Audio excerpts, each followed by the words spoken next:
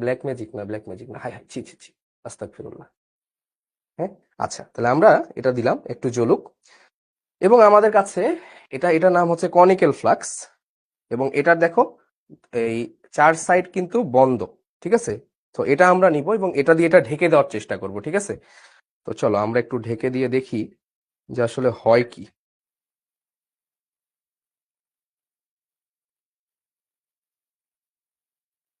তো ঢেকে দেওয়ার পরে তোমরা যে জিনিসটা দেখতে পাচ্ছ, যে পানিটা কিন্তু উপরের দিকে উঠে আসছে, দেখছো না? এবং আস্তে আস্তে আস্তে আস্তে কিন্তু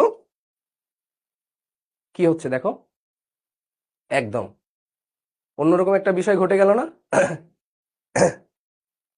পুরো পুরো প্লেটের পানি কিন্তু খালি হয়ে গিয়েছে, এবং পুরো প্লেটের পানি খালি হয়ে তার ভেতরে ঢুকে গেল, ঠিক আছে। তো এই জিনিস